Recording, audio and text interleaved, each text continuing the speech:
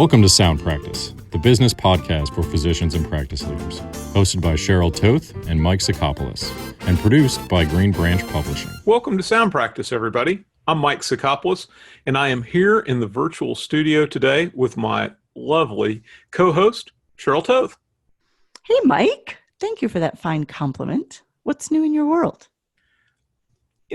Not a lot. It feels like fall is starting to set in, and it always comes with things that we need to do.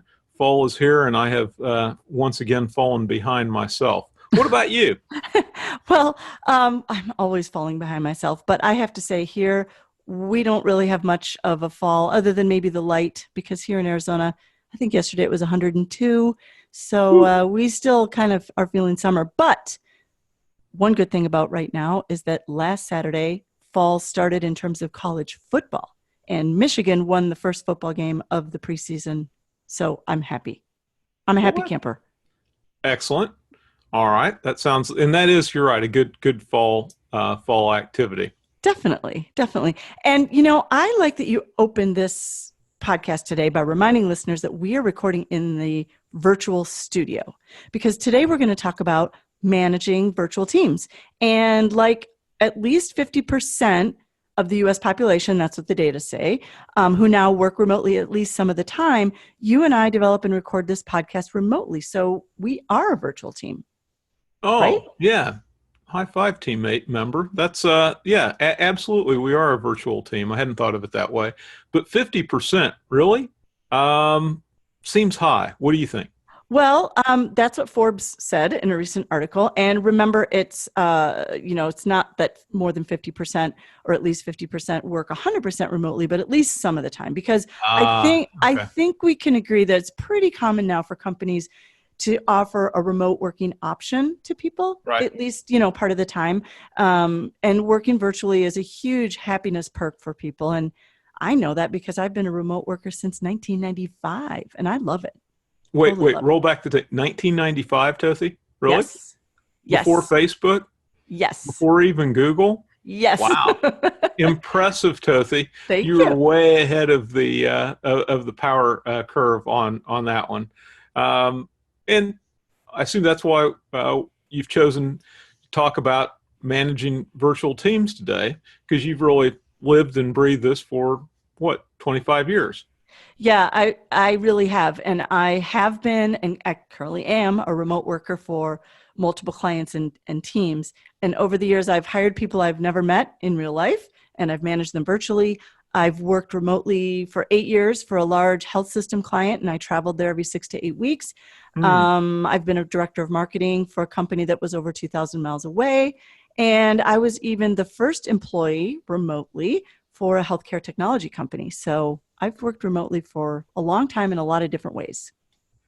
Employee number one. I guess that's very impressive, Tothy. So this means that you're going to be able to share your experiences, strengths, and give us all kinds of good information on this topic of managing a virtual team because of your great depth of experience here. So I'm looking forward to it. Well, I'm hoping that will be the case. And I do think that the provider and delivery side of healthcare has been slower to adopt remote working, but I do feel like it's happening a little more now. You see more home-based billing and coding staff, practice managers, hospital executives and administrators. So that's why we thought this would be a good opportunity to talk about some of the challenges, some of the success factors and lessons learned that I can share, and I think you as well. But if you think about it, for physician practices, there are some roles like transcriptionists, billing services have kind of been virtual teams for some time now. When you really think about it, they behave like a virtual team. And large health systems that are geographically spread out, they've had executives and managers work off-site for a while. And you've had some experience, Mike, working remotely with certain clients, yes? Absolutely. I've had worked with teams and across the country and doing lots of work, probably like most of our listeners, off of a smartphone. This is the modern version of that Jimmy Buffett song about ruling your world from a payphone. Well, now maybe we're ruling our world from a smartphone or a tablet. Yes, I think we are. I think we are. So before we go any further, I have created a little game to give our listeners a sense about the state of remote working in America and ruling by our smartphones, if you will. I'm calling it Stump the Lawyer. It's a Q&A That's better for you. than Stump the Chump. Okay. Okay, it's 5 questions. Are you ready? Both ready and nervous because Okay. I've not, in fairness to everyone, I have not seen these questions, have I, Tothi? No, I'm we wanted to qualifying make it what fun. may become poor responses here momentarily. But proceed, my friend. All right, that's okay because we do have the correct answers here from the data. So most of the data points are taken from the 2018 report, The State of Remote Working, which surveyed nearly 2,000 remote workers. So I already mentioned that at least 50% of the US population works remotely at least some of the time. What do people say is the biggest benefit of working remotely? Mike, what do you think? The clothing attire that they get to wear. Good answer. What, I would kind of. do I get a big Is it wrong? You're kind of right. And here's why I say that. The answer is that the biggest benefit of working remotely, people say, is the flexible schedule. 43% said flexible schedule. So you could kind of say that the flexible work attire, the flexible dress code, let's give you a partial. Okay, you're being charitable. I kind of like this. Okay. At this point, I have a mental image of a Family Feud. And, they're giving these people the answer when it's not really the correct answer. And okay, this is good. You're kind of my new Steve Harvey. Have at it. Let's go. All right. And the second one, just so folks know, is spend time with family. That's 15%. So flexible schedule, spend time with family. Oh, and ability to travel. That's a total of almost 75% of people. So those are really the top. Okay. Okay. That all makes sense. That sounds legit. I think that's right. I mean, the flexible schedule for me, that is absolutely the number one thing. All right. So question 2, what is the difference between a remote worker and a digital nomad? Oh, a digital nomad. Well, that has a sci-fi feel to it. Not sure that I am aware of a digital nomad, but my guess would be that a remote worker has a remote location from which he or she operates, while the nomad is just free ranging. Oh, that's so good. Free range working. I like that. Being a It shouldn't vegan, be limited to chicken. Right. Well, you are definitely on the right track here. That's basically the right answer, which is a remote worker is somebody who works remotely, but usually for a company or for clients. They may come in sometimes to an office, but they are, they've got sort of standardized projects in clients or a company. A digital nomad is somebody who really is making a lifestyle out of working from the road. So there's a lot of people now under 40 doing this. They're traveling internationally, and they just work from wherever they are. They're typically writers, bloggers, or they could be IT, software engineers, things like that. There are even companies now, like one of them is called Selena, started in Latin America, who are getting on board with this by creating co-working spaces, which we're going to talk about a little bit, and putting places to stay. So they're like a hotel / co-working space / places where you can meet people, do yoga class, making like a whole lifestyle out of nomadic free range, as Mike says. Digital nomads. All right. Yeah, it's pretty cool. Yeah. Okay. So number 3, define distributed team relative to remote working. What is a distributed team?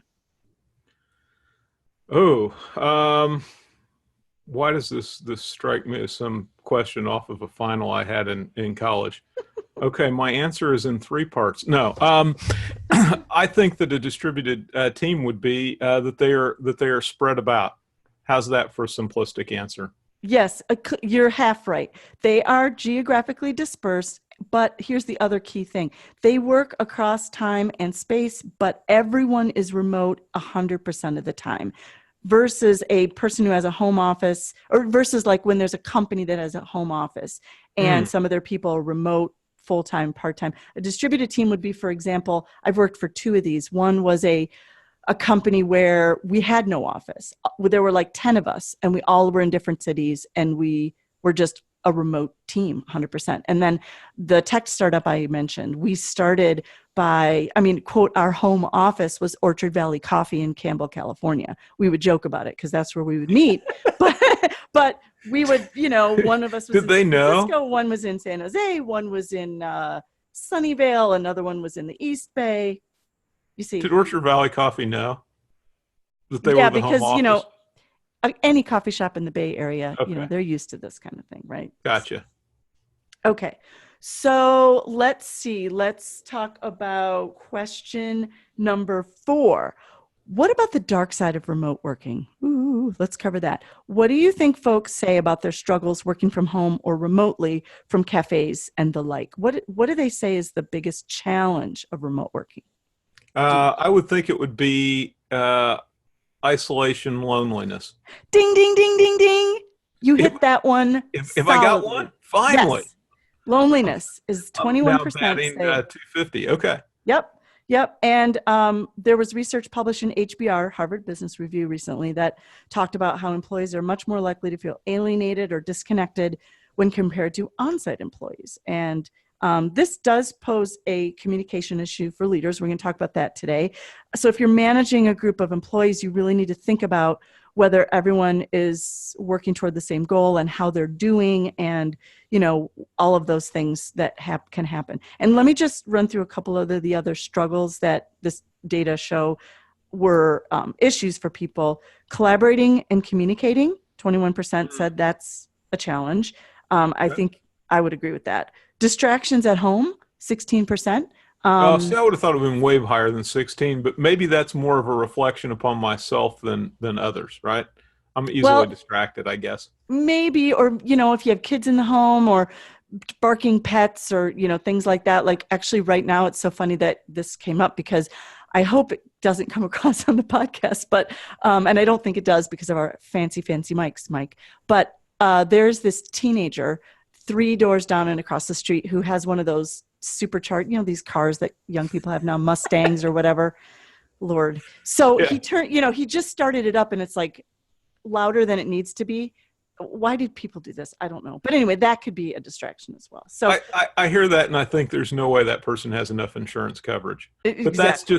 that's just me. Yeah. So distractions, staying motivated, not an issue for me, being often working too much, but 14% say that's a challenge. Time zone challenges are another one, 13%. So there you go. Now let's do the 5th one so we can get on with our interview. What was PC Anywhere, Mike? That is question number 5. What was PC Anywhere?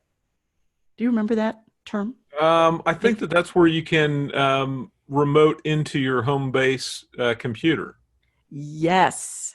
So PC Anywhere, for those of you under 40. I only get that because it's an old idea and system, right? Yes, it is. It's an old piece of software that was made by Symantec, which does all the antivirus stuff, and they're still around. But it allowed people to remote in, basically, to dial. I used this in 1995 because I was working on this project in Detroit for 6 months. I working remotely, cleaning up this big academic medical center reimbursement office.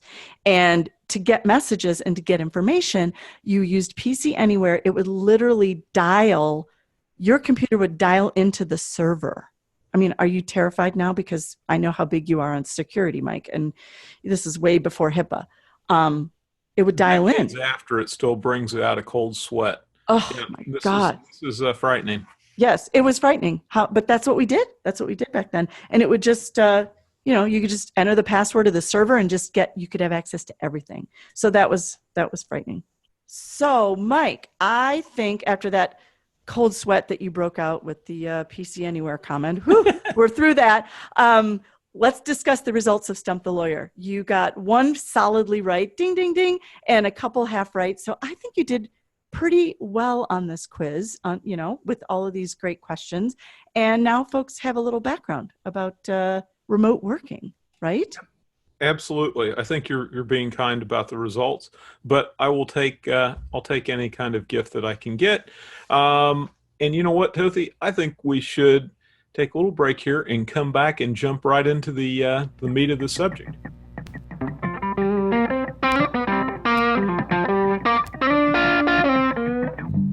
So Tothi, as someone who clearly has a tremendous amount of experience working in managing virtually, tell me what kinds of employees are a good fit for the virtual working workforce? What kind of person are we looking for? And what kinds of jobs and responsibilities make sense to match up with those people? So it's really kind of a two-part question, right? I'm looking for the sweet spots in both employees and in employment jobs. Well, and I'm glad you started with that question, Mike, because this is really important. Not everybody is a right fit, and not every job position is a right fit for remote working. So, if you really need to be in front of patients, that's not a remote job, right? Although we do have telehealth. We're not going to go there in this episode. But I think we first have to look at the characteristics of what makes good people for good remote working people. And that would be folks who are self-directed. I think you would agree with that probably. Self-directed and okay being alone, able to sort of figure stuff out on their own and work independently, who don't need to ask questions constantly. I mean, obviously you can ask questions, but you need to be self-directed. Sure. And I also think positive, enthusiastic people will be a lot better remotely, because if you're just sort of that negative, what do they call it, Debbie Downer type of a personality, then everything that goes wrong with your Wi-Fi that day, or the gardeners are next door blowing the leaves and it's loud, and I can't I got to do this and I can't make the conference call. You go down a rabbit hole with that stuff. Yep. So positive, enthusiastic, self-directed. Another thing though, is they've got to be highly tech literate. You cannot put somebody remotely out there that doesn't know how to, really use not just internet applications and email, because we're going to talk about email. I think that's one of the worst things for working remotely. I mean, it's a necessary evil, but yeah, you have to be able to say, okay, we're going to use, Google Docs. We're going to use virtual meeting software like Zoom. We're going to, people have to access things remotely, use apps, maybe submit expenses remotely, just all kinds of things where you are going to need to use technology. So you don't want somebody that you've got to get up to speed. Gotcha. That all makes sense. Now, What about positions or jobs for these people? What ones are more compatible with a virtual workforce? Yeah, I think things that are administrative in nature that obviously don't require a face-to-face need, but things where people spend a large portion of their day working independently anyway, like somebody in billing, transcription, your manager, a nurse manager, a marketing person, somebody who does a lot of writing, somebody who's writing code, if it's an IT person. I mean, those are clearly jobs that are easy, to say, okay, they're remote. They've been remote for a long time. I want to add one more thing that I forgot to say about the characteristics or the type of person. Okay. Ideally, somebody knows your culture before you throw them out to remote working. Not to say that you can't hire somebody remotely and they work remotely, but I've seen the most success when somebody has maybe worked for you or can come in sometimes, like drop in a couple times a month, where they can get to know people, and it just makes that remote person a lot more successful if they know your culture and they're already part of it. Okay, I think that's a very good point, and I like that, because we need to mix in a little bit of familiarity with the organization if you're going to be working remotely with it. All right, let's move on to things that need to be in place for this virtual team to be successful. Can you give me some things that we're going to need to have in place for these folks to do well? Yes, I would say, first of all, the technology stuff does need to be in place. So you've got to, if it's an independent contractor, you need to make sure they have the equipment that you require, whether it's, this is something I run into a lot. I've really tried to be starting to force people to do video meetings. And a lot of my clients, they just can't even seem to get it together to get a webcam. Or, these days laptops have the webcam in them, and they have for years, but some organizations, they don't have a laptop. They've got people on a PC and there's no webcam. So I think whatever equipment that you're going to require needs to be in place. Or if it's an independent contractor, you tell them, you need a laptop, you need a webcam, you need to use the following software because this is what we use. So there's that. But I would say that one of the biggest things for them to be successful is, as a manager or physician leader who's overseeing, you've got to make time to build relationships with these people. And I know everybody's busy, but I'm going to just really put that out there. And honestly, I believe that truly myself, but I did some research for this episode, and this is what I also found consistently about success of virtual teams. You have to make the time to get to know your people. You can't just jump on calls and get right to business every time, especially when they're new. You have to give that relationship time to gel, find out about their family and their dogs and what their interests are. And because sometimes, again, going back to that loneliness that you so correctly answered as a big challenge, people need to have that connection. And you've got to get that stuff handled so people feel comfortable before you get to work sometimes. I mean, Mike, what did we do before we recorded today? We chatted about a couple things, didn't we? Before we did got to work. Yeah. And we always do, right? Yeah. I'm always terribly concerned about your dog. So things like that. I mean, in all seriousness, I'm a dog guy, and you've got a great animal. So always checking in. But you're right. This social interaction is part of what we are as humans, and we don't want that to be eliminated by working in a virtual sense or remotely, right? Yep. And let me give you some other success factors that I've learned along the trail. The art of the CC is what I call this. When you're working I'm glad remotely, that wasn't a question. Tell me about the art of the CC. The art of the CC. For those of you who are over 50, CC literally means carbon copy. Carbon copy. Remember? Yeah. So when there were memos and they were paper way back when, you would CC and people would get a carbon copy just to know what was going on. It wasn't somebody who needed to be directly involved in the communication, but somebody needed to sort of be in the know. Well, I have found that is absolutely critical when you're working remotely, is to get people to recognize that every time there's an email that goes out, when you're sending communications out, you've got to copy a lot more people than you might have in the office. And it's not that you're copying the boss because you want the boss looking over, the other person's shoulder, and you want it to.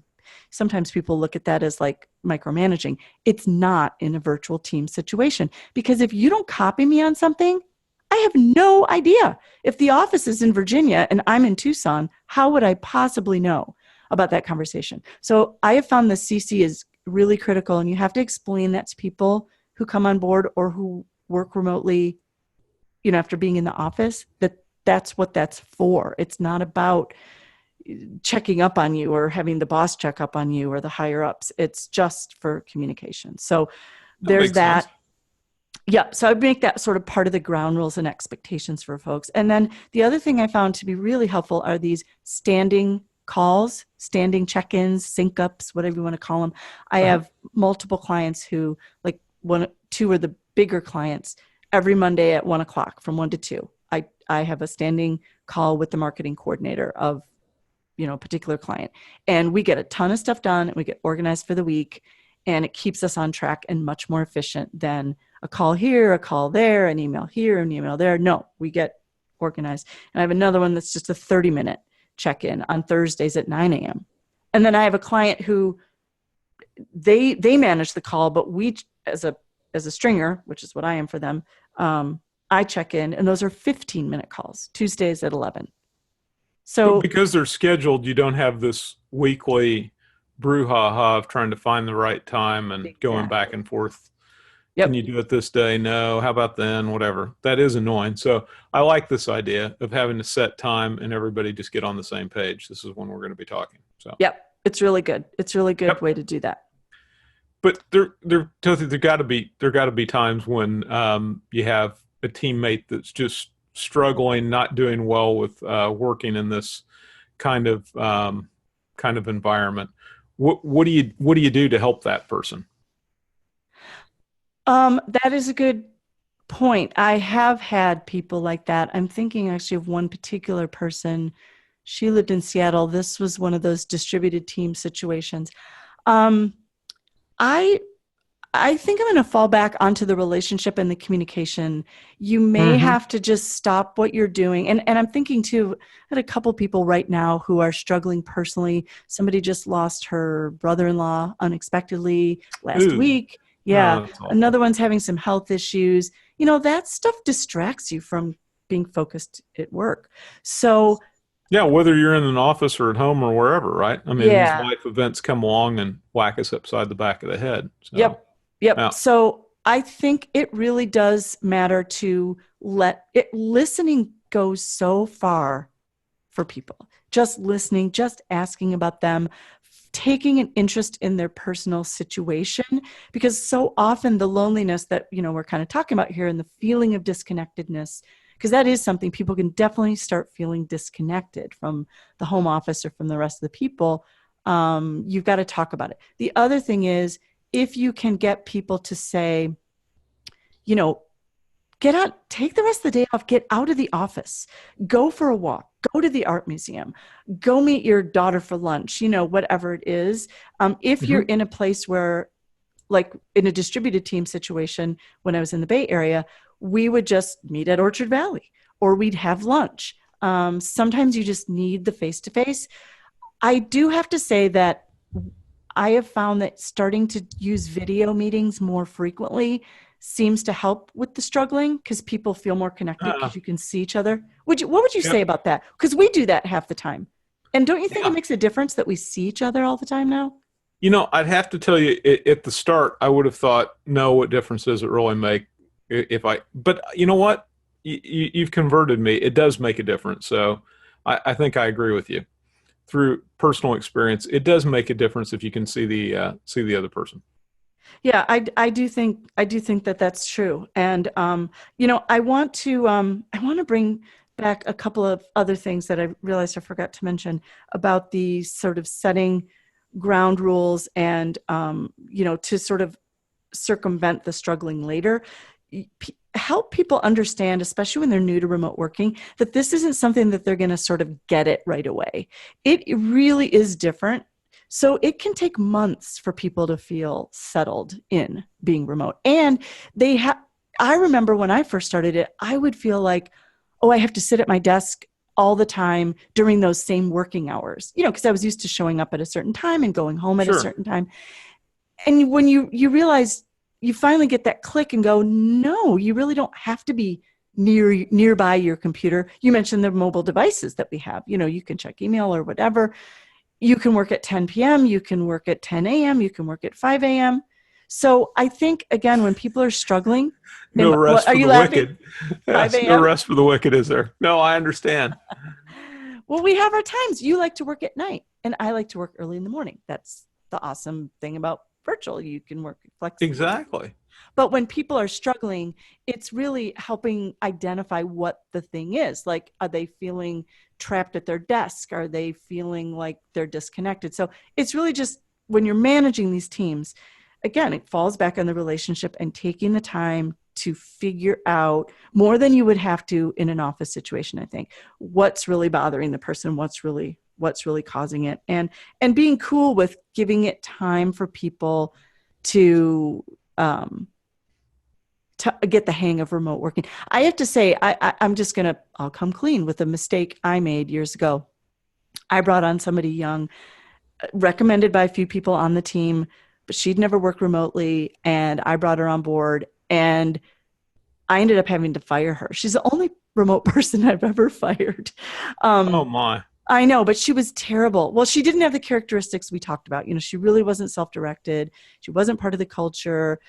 I assumed that because she was young and knew technology that she would be a good fit, and she came recommended by another teammate.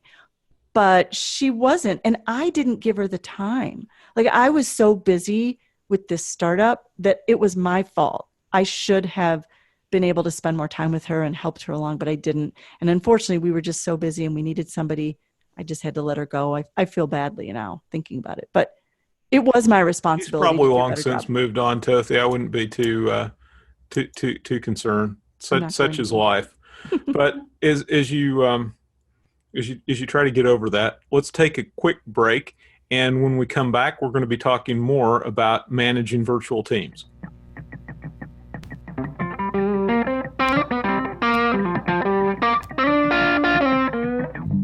We're back, and we're going to continue our conversation about managing virtual teams. But Tothi, before we move ahead with that, there's something weighing heavily on my mind. Do you have any idea whatsoever that could be?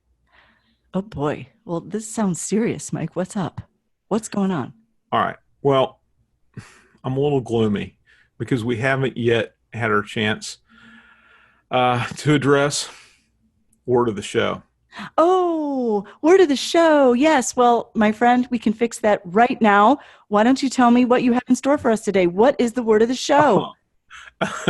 Well, I'm feeling more cheery by the moment. All right.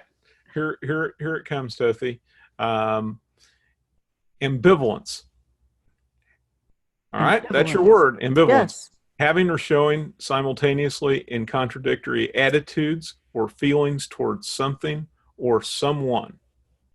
So maybe we are helping listeners in this episode become less ambivalent about whether to consider having their teams work remotely at least some of the time. Maybe? Let's hope. The fight against ambivalence is daily for us all, isn't it? Yes. So, okay. So now I can breathe a sigh of relief and we can move forward with our interview. Okay. So before the break, we'd addressed what type of workers were well suited to be virtual team members. We talked a little bit about the type of positions that work well in this situation, and we moved to the downsides and how sometimes people can feel disconnected. And I think you brought up some really good points on ways to address that. So let's move forward. And my first question here is what would you say to those listeners considering this virtual team for their employees? They like what they're hearing, but they're still concerned about productivity. Is somebody going to be spending all their time watching Days of Our Lives instead of doing their work? You know, how do we give these people some peace of mind as they're considering moving at least portion of their business to a virtual workforce? Well, Days of Our Lives has never been on my agenda, but you're right. It may be on some. The soaps. I love that. Okay. Honestly, I'm sorry. What the data show is just the opposite, because when people are given the flexibility and this perk, if you will, of being able to not shower and get ready. And think about how much time people spend commuting and getting ready for work and showering, and for women put their makeup on, and like all of this stuff can go toward productivity. And so there was some great research by a Stanford professor who showed that he did a huge study with it was actually a Chinese company that was considering letting their employees work remotely, found that it was, the results were that people found it was easier to concentrate. They took fewer sick days. They took fewer breaks.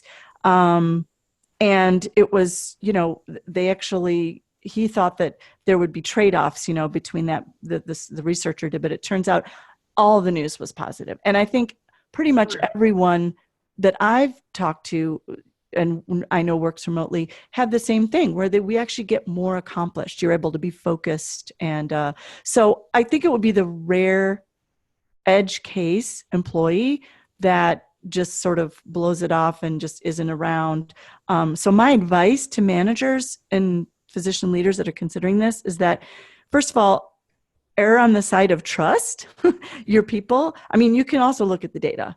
There was a TED Talk on that Stanford professor's work, by the way, that productivity is really not an issue. In fact, it's almost the opposite, is that people they have their office at home and they can, work longer hours than maybe they should. I know I'm been accused of that. So that said, trust your people, but you have to set expectations. So it goes back to those ground rules, right? As you're orienting the person and building that relationship, you've got to say, you're expected, you're not expected to sit at your desk 8 to 5, but we need to have you available during these days. You're not expected to work on weekends, but if you choose to, you can.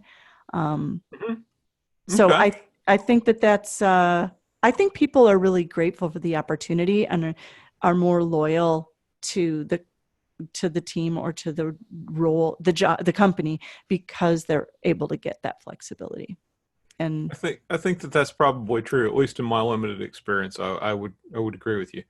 Let's move on to some specifics for folks. I'm very interested in what type of tools you recommend, or is there a certain type of software or apps that really optimize productivity of a virtual team? yeah, I have tried I'm always willing to try the latest software, right? And productivity tools. So I have tried a ton of these.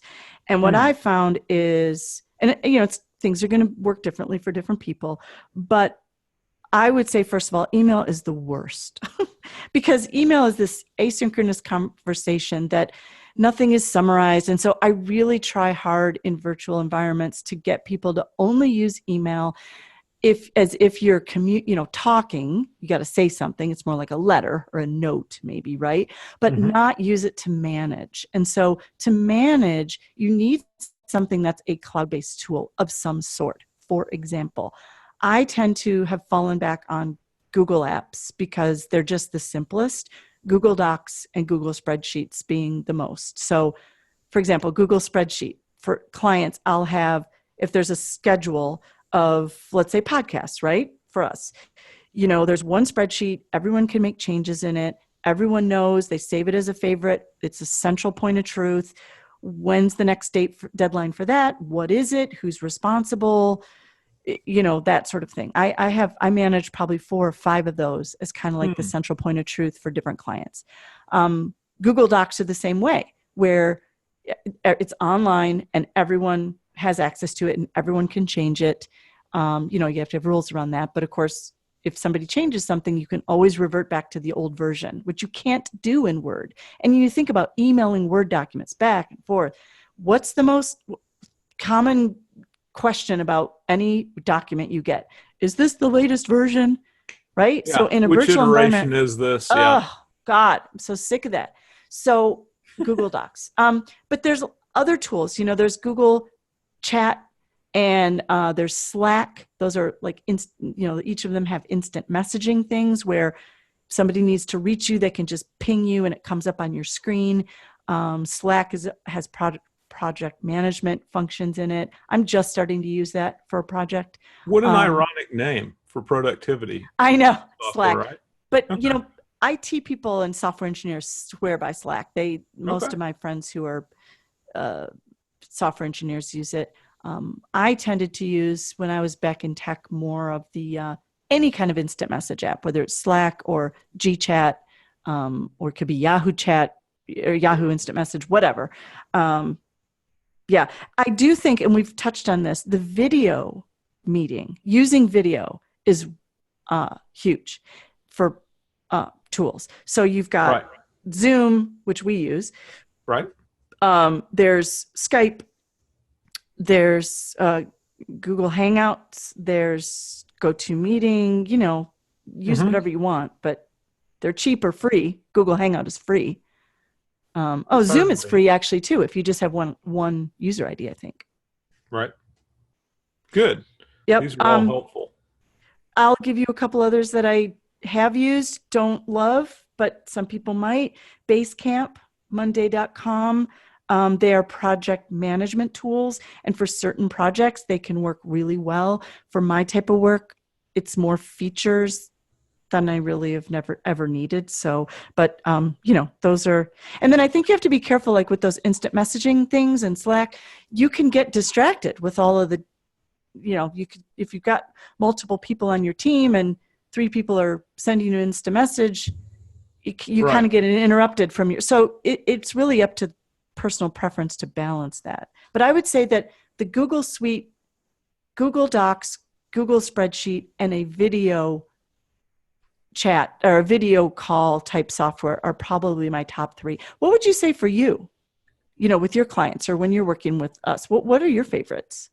Tools? And I admit that I'm not as far into this as you, and not familiar with all the different options, but I've been using and having good luck with Box lately for larger documents, and that's been helpful. But yeah, I think Google Docs are pretty much the standard fare around here, and I've grown accustomed to Zoom and like that more and more as time goes on. And I think that's part of this too, is familiarity makes you feel better about what you're doing. You pick up some confidence. So anytime you give somebody a new tool, it's going to take them a little while to get up to speed. Some of us a little longer than others. Well, and I would be remiss, I was remiss in failing to point out, it's on my list, but I skipped over it, Dropbox, because document storage is a big thing. So when you're working remotely, you've got to have a central, that's the point, is you have to have some central repository. You can't PC anywhere anymore, so you can't just dial into the server, right? But you've got to have a place where everybody stores their stuff. Everybody knows where it is. Everybody knows it's the latest version, and everybody can work on it and collaborate. So Dropbox is another option. And I would have to say, for our listeners, primarily, health systems and physician organizations, when you have an IT department that's so concerned about security and privacy and safety and all that of the data, Dropbox is something that more of them use than Google. I know that, some of the larger organizations, you can't use Google. So Dropbox and Box, because I think Box will even give you a BAA, right? A business associate agreement. Isn't Box one of those? I haven't reviewed it, but that's my understanding. Yes. Yeah. Yeah, so that's important in healthcare. I want to mention one other tool because I've only recently heard about it, and I'm going to check it out. It's called 155.com, and it's 15 and then the word FIVE.com. It's a newer platform that allows you to check in with your virtual teams in an automated way and ask them, like, how are you feeling this week? Where do you need my help? As a virtual manager asking, where do you need my help? Where could you use more support? I think I just heard about it, and I think it's really cool for checking in with your people. It goes back to that relationship, right? And staying connected, that feeling of not letting people just be strung out and feeling isolated up there remotely. Oh, another good suggestion, something we should check out. This is a helpful discussion of actual tools and what you've used and what seems to work. So thank you for that. We're pushing up towards our deadline here, Tothi, but I want to give you the option to give us any final thoughts on this topic. Well, you know what? I do want to mention co-working because I realized I was going to earlier and I overlooked it. Co-working is something that can really be beneficial. I have used co-working spaces for a number of years at different periods. And what co-working spaces are, and you hear about a big one now called WeWork. There was one here in Tucson called Connect Co-working. They're in most major cities now. And it's this place where you can, for very reasonable rent, you can either get drop-in space, which means you've got to pack in your computer and everything else and then take everything with you when you leave, or you can rent a permanent desk, or you can rent an office. But unlike those places of yesterday where, you had a receptionist and a place that received your packages, this is just a place for you to go, be with other humans, be in a cool space. Usually there's always beer, there's always coffee. You can meet people, you can network. I think co-working spaces are really an important option. In fact, so important that, people who are looking at allowing their teams to work virtually should consider that as a benefit as part of their comp package if people want it. Good idea. Yeah, because I paid for the drop-in space, it was $99 a month. It's not expensive. Even for the resident desk was, I think, $350. So if you have somebody who really has trouble working at home or feeling isolated, the co-working space is important. So my advice is that you've got to make sure that if people are feeling isolated, we know this is a number one issue, from the survey data, give them options. Co-working is one of them. Secondly, you've got to think, if you're managing a virtual team, you got to think like a coach and a leader versus a manager. So the micromanaging can really become a problem when remote workers are remote, it feels differently than if you're in the office and can just drop in and say something. When you send something over an email or a phone to a virtual worker who isn't connected to you all the time and doesn't see you every day, I think it feels harsher. So you really need to think about asking questions, thinking about that coach, what support do you need from me? How are you feeling today? What's going on in your life? How can we do this better together? Those kinds of how questions and getting at the why of maybe why something is not going well, some collaboration. And then third, I would say video.